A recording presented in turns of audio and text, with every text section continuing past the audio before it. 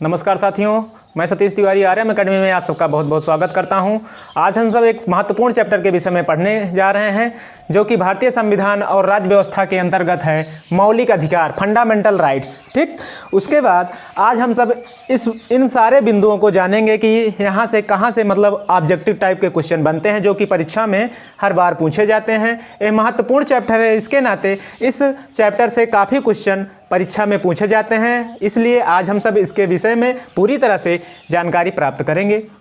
ठीक, उसके बाद अगर आपको हमारे संविधान की और भी वीडियो चाहिए तो आपको डिस्क्रिप्शन बॉक्स में लिंक दे दी जाएगी। अगर आप हमारे चैनल पर नए हैं तो हमारे चैनल को सब्सक्राइब कीजिएगा और हमारे वीडियो पर अगर आपको अच्छा लगता है, हमारी सीरीज़ अच्छी लगती है तो उसको लाइक ज़रूर कीजिएगा। चलते हैं, शुरू करते हैं। मौलिक अधिकार, फंडामेंटल राइट्स।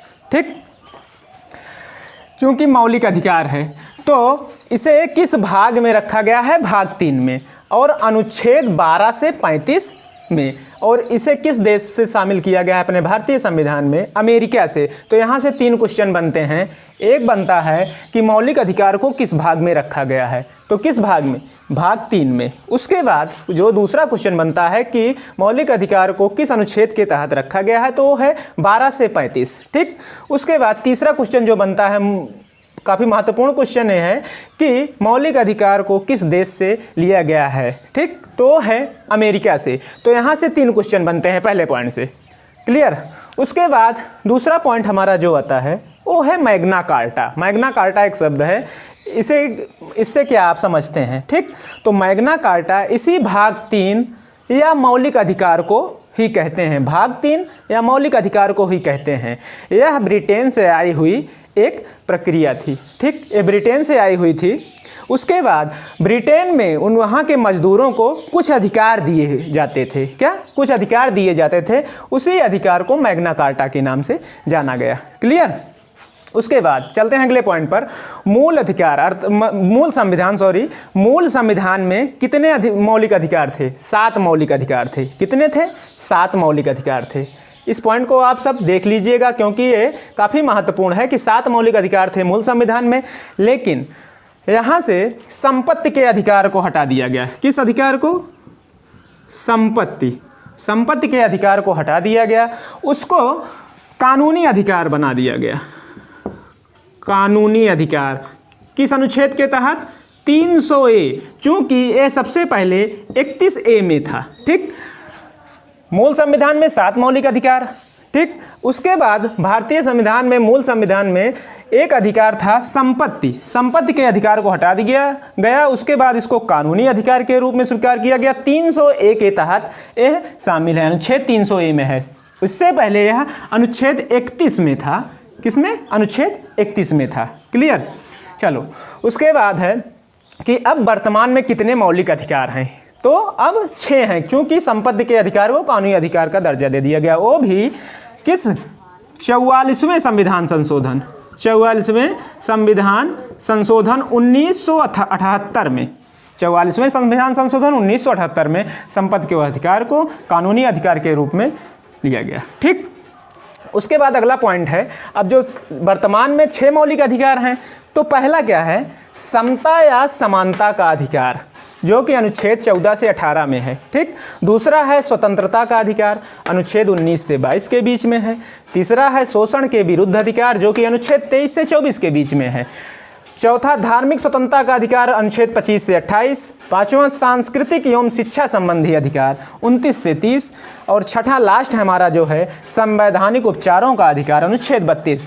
इन्हीं सारे मौलिक अधिकारों को, 6 मौलिक अधिकार जो हैं, इन्हीं को हमको पढ़ना है बारी बारी से। ठीक, तो हम आज सबसे पहले पढ़ते हैं समता या समानता का अधिकार, जो कि अनुच्छेद 14 से 18 के बीच में है। तो जानते हैं कि अनुच्छेद 14 से 18 क्या है? अनुच्छेद जो 14 है इसमें क्या है? विधि के समक्ष समता। क्या?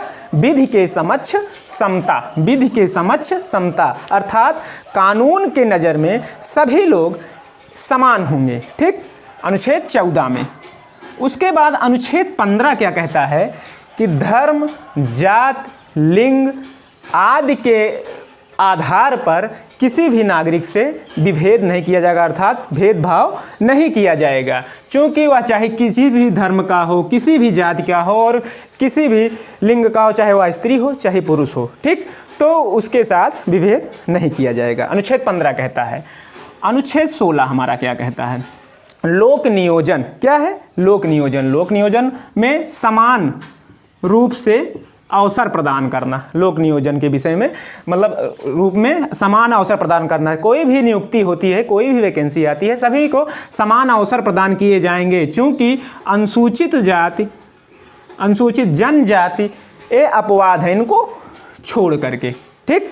उसके बाद अनुच्छेद 17 जो कि काफ़ी महत्वपूर्ण है, कई बार परीक्षा में पूछा जा चुका है, पूछे जाने की पूरी संभावना है कि यह क्वेश्चन काफ़ी महत्वपूर्ण है। आप इसको देख लीजिएगा कि अस्पृश्यता अर्थात छुआछूत जिसे कहते हैं, ये अनुच्छेद 17 में है, कई बार क्वेश्चन आ चुका है। इसको आप सब देख लीजिएगा, रिवीजन कर लीजिएगा कि अनुच्छेद 17 अस्पृश्यता या छुआछूत जिसे कहते हैं, यह दंडनीय अपराध भी है।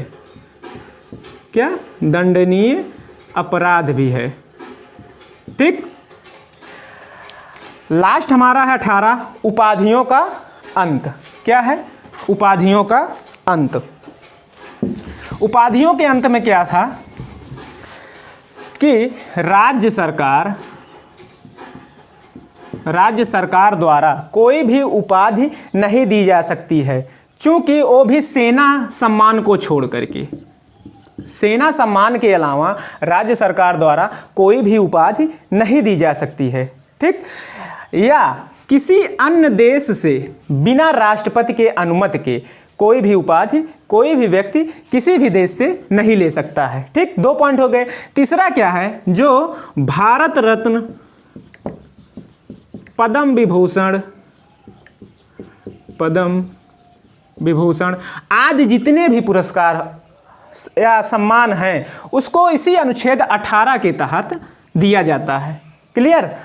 तो भारतीय संविधान में मौलिक अधिकार फंडामेंटल राइट्स में हमने आज इन पॉइंटों को जाना है, जिसमें पहला हमने देख लिया है, पहले अधिकार वो समता या समानता के अधिकार को, जो कि 14 से 18 के बीच में है। हमने पूरी तरह से आपको बता दिया है कि 14 में क्या है, विधि के समक्ष समता, 15 में धर्म जात लिंग विभेद के आधार पर भेदभाव नहीं किया जाएगा, 16 में लोक नियोजन के विषय में समान अवसर प्रदान करना, और 17 में अस्पृश्यता या छुआछूत, 18 में उपाधियों के अंत। तो आशा करता हूं कि आपको पूरी तरह से समझ में आ गया होगा। अगर आपको हमारी ये सीरीज, हमारा ये वीडियो अच्छा लगा हो तो हमारे वीडियो को लाइक जरूर कीजिएगा। अगर आप हमारे चैनल पर नए हैं तो हमारे चैनल को सब्सक्राइब कीजिएगा। मिलते हैं इन्हीं मौलिक अधिकार में जो भी छूटा हुआ है अगले बिंदु के साथ। तब तक के लिए धन्यवाद।